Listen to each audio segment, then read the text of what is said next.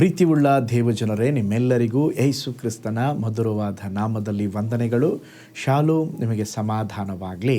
ಈ ದಿನ ದೇವರ ವಾಕ್ಯದ ಜ್ಞಾನಕ್ಕಾಗಿರುವಂಥ ವಿಷಯ ಒಳ್ಳೆಯ ಮಾದರಿಯಾಗಿರೋಣ.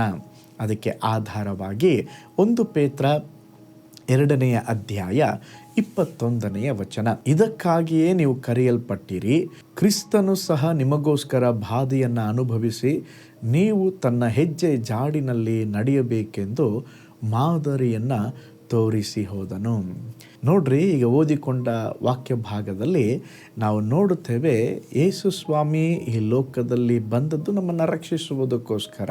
ಯೇಸು ಸ್ವಾಮಿ ಲೋಕದಲ್ಲಿ ಇದ್ದು ಅವರು ಎಲ್ಲ ವಿಧದಲ್ಲಿ ನಮಗೆ ಮಾದರಿಯನ್ನು ತೋರಿಸಿ ಹೋಗಿದ್ದಾರೆ. ನಾವೇನು ಮಾಡಬೇಕಂತೆ, ಅವರ ಹೆಜ್ಜೆ ಜಾಡಿನಲ್ಲಿ ನಡೆಯಬೇಕೆಂದು ಮಾದರಿಯನ್ನು ತೋರಿಸಿ ಹೋಗಿದ್ದಾರಂತೆ. ಈ ಪ್ರಪಂಚದಲ್ಲಿ, ಈ ಲೋಕದಲ್ಲಿ ಒಂದು ಪರಿಪೂರ್ಣ ಮಾದರಿ ನಮ್ಮ ಜೀವಿತದಲ್ಲಿ ಯಾರಾದರೂ ಇದ್ದಾರಂತ ಹೇಳಿದ್ರೆ ಅದು ಯೇಸು ಸ್ವಾಮಿ ಮಾತ್ರ. ಅವರು ಕೇವಲ ಉಪದೇಶ ಮಾಡಲಿಲ್ಲ, ಅದನ್ನು ಮಾಡಿ ತೋರಿಸಿದರು. ಯೇಸು ಸ್ವಾಮಿ ತಮ್ಮ ಜೀವನವನ್ನೇ ಸಂದೇಶವಾಗಿ ಅವರು ಮಾರ್ಪಟ್ಟರು. ಯೇಸು ಸ್ವಾಮಿ ಹೇಳಿದ ಪ್ರತಿಯೊಂದು ಮಾತನ್ನು ಅವರೇ ಜೀವಿಸಿ ತೋರಿಸಿದರು.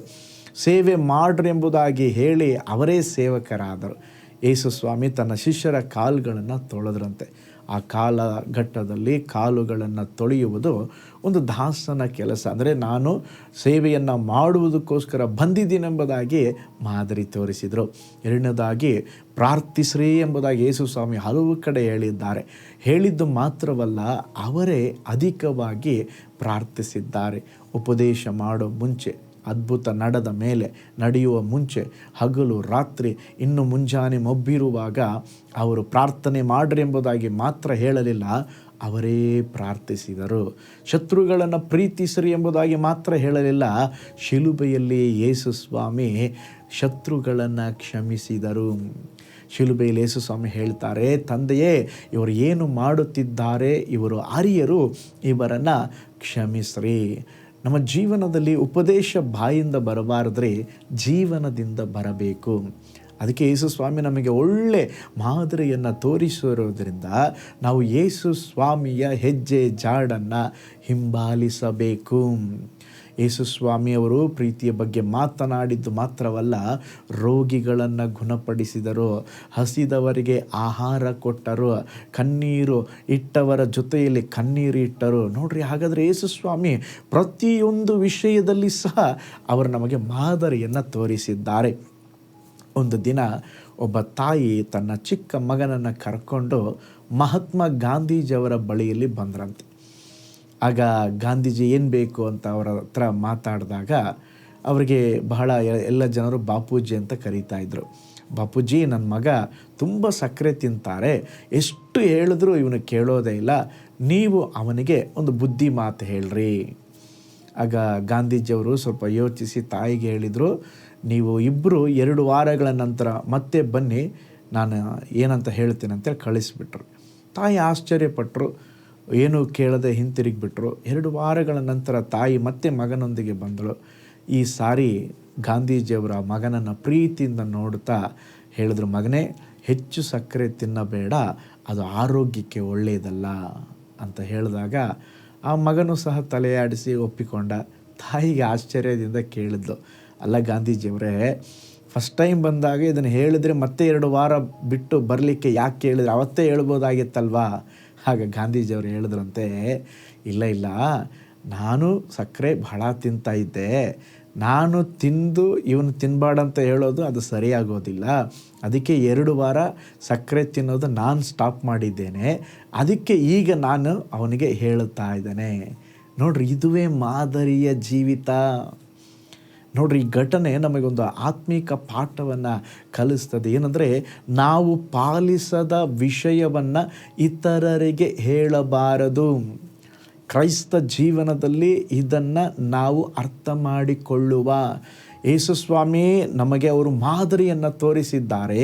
ನಾವು ಸಹ ಪ್ರತಿಯೊಂದು ಕಾರ್ಯಗಳಲ್ಲಿ ಮಾದರಿಯ ಜೀವಿತವನ್ನು ಜೀವಿಸೋಣ. ಮಾತು ಮಾತ್ರವಲ್ಲರಿ, ನಮ್ಮ ಜೀವನ ಸಾಕ್ಷಿಯಾಗಿರಬೇಕು. ಪ್ರಾರ್ಥನೆ ಹೇಳುವ ಮೊದಲು, ಪ್ರಾರ್ಥನೆ ಮಾಡ್ರಿ ಅಂತ ಹೇಳುವ ಮುಂಚೆ ನಾವು ಪ್ರಾರ್ಥಿಸಬೇಕು. ಪ್ರೀತಿ ಮಾಡ್ರಿ ಅಂತ ಹೇಳೋ ಮುಂಚೆ ನಾವು ಪ್ರೀತಿಸಬೇಕು.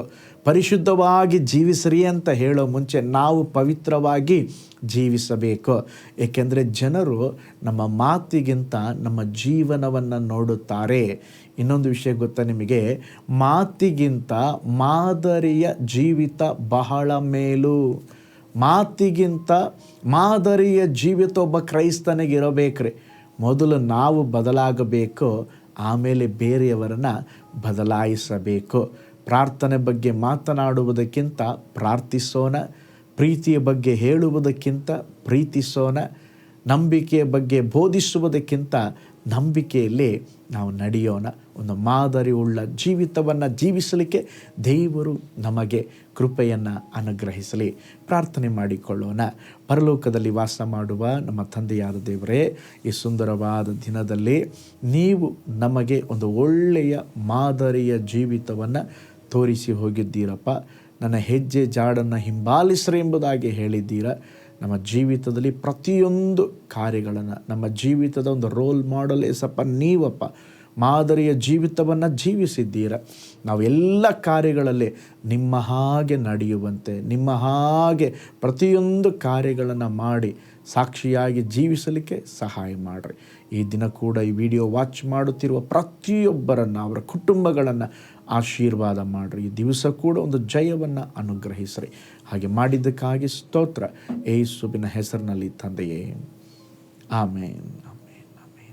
Price lord. ಹಾಗಾದರೆ ಒಂದು ಮಾದರಿ ಉಳ್ಳ ಜೀವಿತವನ್ನು ಜೀವಿಸಲಿಕ್ಕೆ ದೇವರು ನಮಗೆ ಕೃಪೆಯನ್ನು ಅನುಗ್ರಹಿಸಲಿ. ಈ ದೈನಂದಿನ ಧ್ಯಾನಗಳು ನಿಮಗೆ ಆಶೀರ್ವಾದವಾಗಿದ್ದರೆ ಈ ವಾಕ್ಯ ಭಾಗಗಳನ್ನು ಸಹ ಇನ್ನೂ ಅನೇಕರೊಂದಿಗೆ ಹಂಚಿಕೊಳ್ಳ್ರಿ.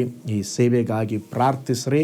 ನಂಬಿಕೆಯಿಂದ ಸಾಗುವ ಈ ಸೇವೆಗೆ ದೇವರು ನಿಮ್ಮನ್ನು ಪ್ರೇರೇಪಿಸುವುದಾದರೆ ನಿಮ್ಮ ಅಮೂಲ್ಯವಾದ ಕಾಣಿಕೆಗಳನ್ನು ಬಿತ್ತಿ ಕರ್ತನ ನಾಮವನ್ನು ಮಹಿಮೆಪಡಿಸ್ರಿ.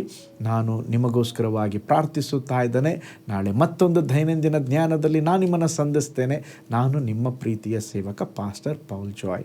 God bless you. ಕರ್ತನಲ್ಲಿ ಪ್ರಿಯರೇ, ಈ ಸಂದೇಶ ಮತ್ತು ಪ್ರಾರ್ಥನೆ ನಿಮಗೆ ಆಶೀರ್ವಾದಕರವಾಗಿದ್ದರೆ, ದೇವರು ನಿಮ್ಮನ್ನು ಪ್ರೇರೇಪಿಸಿದರೆ, ನಂಬಿಕೆಯಿಂದ ಸಾಗುವ ಈ ಸೇವೆಗೆ ನಿಮ್ಮ ಅಮೂಲ್ಯವಾದ ಕಾಣಿಕೆಯನ್ನು ಬಿತ್ತಿರಿ. ಪ್ರೀತಿಯ ದೇವಜನರೇ, ವಾಯ್ಸ್ ಆಫ್ ಹೋಪ್ ಮಿನಿಸ್ಟ್ರಿಯ ವತಿಯಿಂದ ಕೋರಮಂಗಲದಲ್ಲಿ ಪ್ರತಿ ಭಾನುವಾರ ಬೆಳಿಗ್ಗೆ 9:30ಕ್ಕೆ ಕನ್ನಡ ಆರಾಧನೆ ನಡೆಯುತ್ತಿದೆ. ಆತ್ಮಭರಿತವಾದ ಆರಾಧನೆ, ಮನಮುಟ್ಟುವ ಸಾಕ್ಷಿ, ಬಲಪಡಿಸುವ ದೇವ ಸಂದೇಶ. ಬನ್ನಿ, ನಮ್ಮೊಂದಿಗೆ ಭಾಗಿಯಾಗಿ ಕರ್ತನನ್ನು ಆರಾಧಿಸಿರಿ. ನೂತನ ತಿಂಗಳ ಆಶೀರ್ವಾದ ಕೂಟ ಪ್ರತಿ ತಿಂಗಳು ಮೊದಲ ದಿನ ಸಂಜೆ 7 ಗಂಟೆಗೆ. ಪ್ರತಿ ತಿಂಗಳು 2ನೇ ಶನಿವಾರ ಬಿಡುಗಡೆ ಉಪವಾಸ ಪ್ರಾರ್ಥನೆ ಕೂಟ ಬೆಳಿಗ್ಗೆ 10:30ಕ್ಕೆ. ನಿಮಗಾಗಿ ಪ್ರಾರ್ಥಿಸಬೇಕೆ? ನಿಮಗೆ ಯಾವುದಾದರೂ ಪ್ರಾರ್ಥನೆ ಮನವಿಗಳು ಇರುವುದಾದರೆ ಕೆಳಗಿನ ನಂಬರಿಗೆ ಕರೆ ಮಾಡಿ ಅಥವಾ ವಾಟ್ಸಪ್ ಮಾಡಿ. ಈ ಆತ್ಮಿಕ ಸಂದೇಶಗಳು ನಿಮಗೆ ಆಶೀರ್ವಾದಕರವಾಗಿದ್ದರೆ ಲೈಕ್ ಮಾಡಿರಿ. ಇಂಥ ಅದ್ಭುತ ಸಂದೇಶ ಪ್ರತಿದಿನ ನೋಡಲು ಬಯಸುವುದಾದರೆ ಸಬ್ಸ್ಕ್ರೈಬ್ ಮಾಡಿ ಹಾಗೂ ಇತರರೊಂದಿಗೆ ಶೇರ್ ಮಾಡಿರಿ. ಕರ್ತನು ನಿಮ್ಮನ್ನು, ನಿಮ್ಮ ಕುಟುಂಬವನ್ನು ಆಶೀರ್ವದಿಸಲಿ.